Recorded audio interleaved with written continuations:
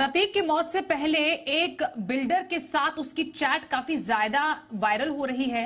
Chat में अतीक कह रहा है कि समय बदलेगा और हम फिर देखेंगे। पुलिस के शह पर ये सब हो रहा है। 7 जनवरी 2023 का ये चैट काफी ज्यादा वायरल हो रहा है। अतीक बिल्डर से पैसे वापस देने को कह रहा है और इसके लिए धमकी भरे लफ्जों का इस्तेमाल भी उसने किया है।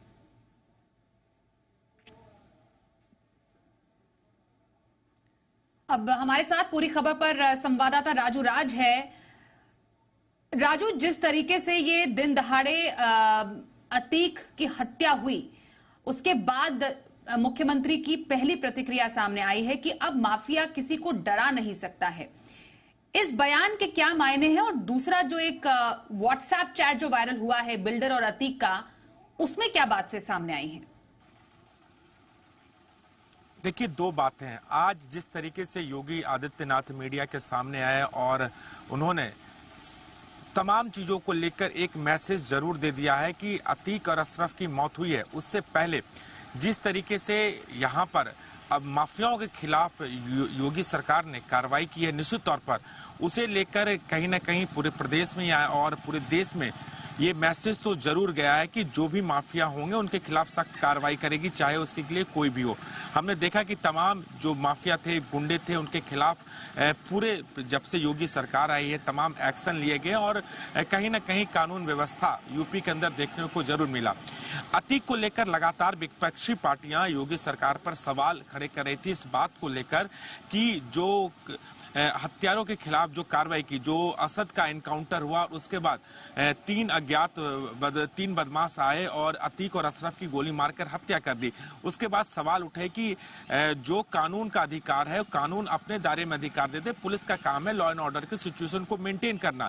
लेकिन योगी आदित्यनाथ ने जिस तरीके से कार्रवाई की, उमेश पाल हत्याकांड के बाद अतीक के जितनी संपत्तियां थी, ना केवल उसे बुलडोजर से गिराया बल्कि उसको सीज भी किया गया।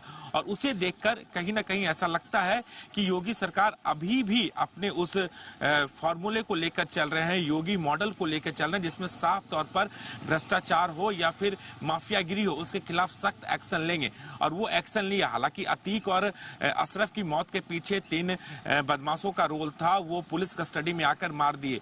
लेकिन दूसरी जो सबसे महत्वपूर्ण बात है कि जो मैसेज देने की कोशिश लगातार योगी सरकार के द्वारा की जा रही है, वो देने की कोशिश की जा रही है, क्योंकि एक दौर था लगभग 40 सालों तक अतीक और उसके गुरुओं ने पूरे प्रयागराज में एक मैसेज दिया और एक पर्याय बन चुका था अपराध का। वो जब चाहे जिस बिल्डर से, जिस बिजनेसमैन से या फिर जिनकी जमीन है उसके जमीन को कब्जा लेता था और उसमें कोई भी एक्शन नहीं होता था। लेकिन अब उन्होंने ये करके दिखाया कि माफियाओं की यहाँ पर नहीं चलेगी, उसके लिए सख्त है।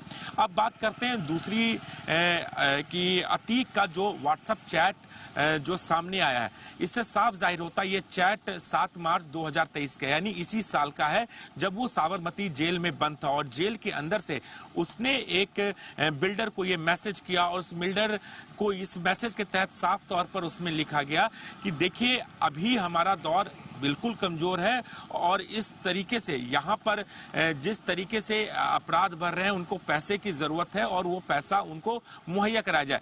अभी अतीक बेशक उनका दौर नहीं है, लेकिन एक दौर आएगा कि फिर उनकी बातें चलेगी।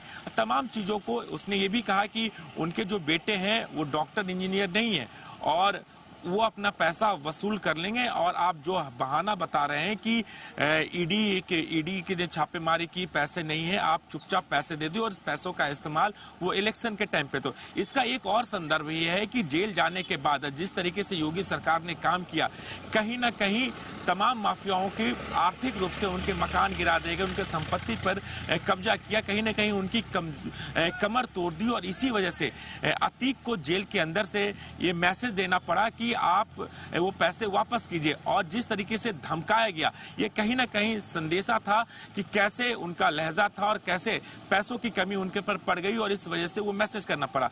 तो इन तमाम चीजों को लेकर अब जांच भी की जाएगी, क्योंकि ये मैसेज जेल के अंदर से दिया गया और नीचे साफ तौर पर लिखा गया अतीक अहमद साबरमती जेल। तो इन तमाम चीजों को लेकर अब एसआईटी का टीम की गठन हुई है। एसआईटी भी इसको अपने जांच के दायरे में लाएगा और फिर उसमें आगे की कार्रवाई की जाएगी। तो साफ है कि योगी सरकार जी। के अंदर जो डर था, जो खौफ का माहौल था, उसे कहीं ना कहीं कम करने की कोशिश इस संदेश के द्वारा किया गया। बिल्कुल, बहुत धन्यवाद करेंगे राजू इस पूरी खबर पर ज्यादा जानकारी